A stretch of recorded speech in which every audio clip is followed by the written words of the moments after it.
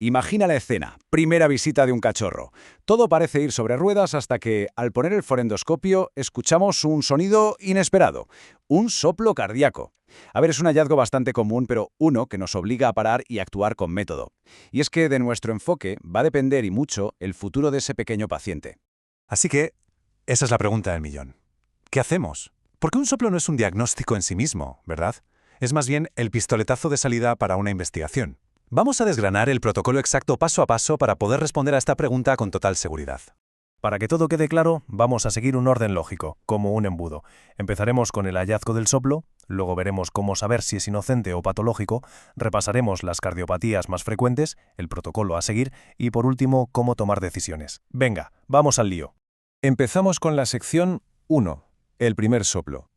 Y aunque, como decíamos, es algo que vemos a menudo, la clave aquí es no subestimarlo jamás. Hay que aplicar un sistema de evaluación riguroso desde el primer instante en que lo oímos. Y aquí tenemos un dato fundamental. Aunque las cardiopatías congénitas son solo un 10% del total en perros, si nos centramos en cachorros de menos de un año, son la causa más frecuente. Por eso la detección precoz es tan importante. Muchos cachorros no muestran ningún síntoma. Si se nos pasa un soplo patológico, el riesgo de que todo se complique en el futuro es altísimo. Bueno, llegamos al que es probablemente el punto de decisión más importante de todos. De esta distinción va a depender todo lo que hagamos a continuación. ¿Estamos ante un sonido sin más importancia o es la primera pista de una enfermedad grave? La auscultación ya nos da unas pistas buenísimas. A ver, un soplo inocente suele ser sistólico, de baja intensidad, casi como un susurro, ¿sabes? Además, puede que cambie si el cachorro se excita y, lo más crucial, lo normal es que desaparezca por sí solo hacia los 4 meses. En cambio, un soplo patológico es mucho más insistente, es más intenso, constante y desde luego no desaparece con el tiempo. Y para rizar un poco el rizo, también existen los soplos fisiológicos. Ojo, que no son ni estructurales ni inocentes. Se deben a cosas como la anemia o la fiebre, que cambian la viscosidad o el flujo de la sangre. La buena noticia aquí es que en cuanto tratamos la causa de base, el soplo se va. Venga, pasamos al siguiente nivel. Si ya sospechamos que el soplo es patológico, ¿quiénes son los principales sospechosos? Es fundamental conocer las cardiopatías más comunes y sobre todo los riesgos que conllevan. Esta tabla es básicamente nuestra hoja de ruta. Fijaos en la estenosis subaórtica, muy típica en rottweilers y boxers. ¿El riesgo? El más grave de todos, la muerte súbita. O el conducto arterioso persistente, el PCA, que vemos mucho en caniches y que puede acabar en una insuficiencia cardíaca. La raza del cachorro es una de las pistas más potentes que vamos a tener. Vamos a pararnos un momento en la estenosis subaórtica. ¿Qué es? Pues un anillo de tejido fibroso que estrecha la salida del ventrículo izquierdo. Esto hace que el corazón tenga que trabajar a tope, lo que provoca que el músculo se engrose, se hipertrofie. Al explorarlo, además del soplo, hay que buscar un signo clásico, el pulso parvus et tardus, que al palparlo notaremos que es débil y que tarda en subir.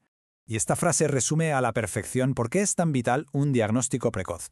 La estenosis subaórtica puede ser una enfermedad totalmente silenciosa, hasta que es demasiado tarde. Y esto es especialmente cierto en razas con predisposición, como el boxer. Entonces, ¿cómo medimos la gravedad de esto? Pues con la ecocardiografía Doppler, que nos permite calcular el gradiente de presión. Es muy fácil de ver en este gráfico. Si el gradiente está por debajo de 50 milímetros de mercurio, se considera leve. Si está entre 50 y 80, moderado. Pero si supera los 80, ahí ya estamos hablando de un caso grave, y el pronóstico, claro, se vuelve mucho más incierto. Muy bien, ya hemos aprendido a diferenciar el soplo y conocemos a los principales sospechosos. Ahora toca ver cómo confirmamos el diagnóstico. Este es el protocolo, el camino que tenemos que seguir para llegar a una conclusión clara y sin dudas. El protocolo es como subir una escalera. Empezamos en el suelo, con la auscultación y la raza. El segundo peldaño sería una radiografía para ver la silueta del corazón. Para el diagnóstico definitivo hay que subir al tercer escalón, la ecocardiografía, el gold standard. Y como un apoyo extra, tenemos los biomarcadores que nos dan información funcional muy valiosa. La radiografía es una herramienta fantástica y, sobre todo, accesible. Nos permite medir de forma objetiva el tamaño del corazón usando el índice vertebral cardíaco, o VHS. Es sencillo, comparamos las dimensiones del corazón con las vértebras y obtenemos un número. Si ese número está por encima de lo normal, ya tenemos la primera prueba objetiva de que hay cardiomegalia. Y aquí tenemos la prueba clave. La ecocardiografía es como tener una ventana directa al corazón.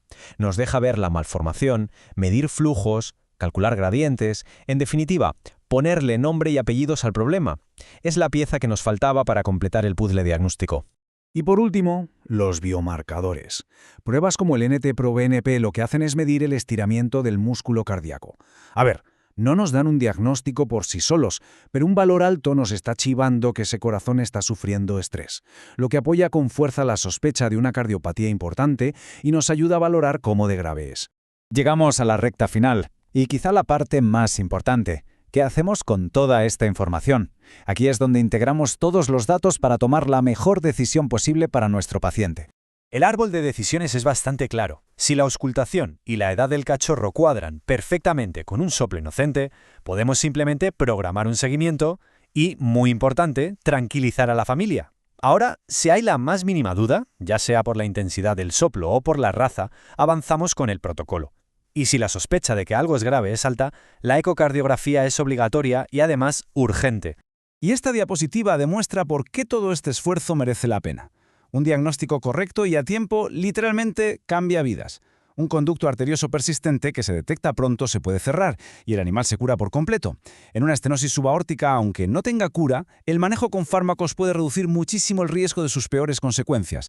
Así que, para terminar, quedémonos con esta idea. Un soplo no es un diagnóstico, es una pregunta que se nos plantea.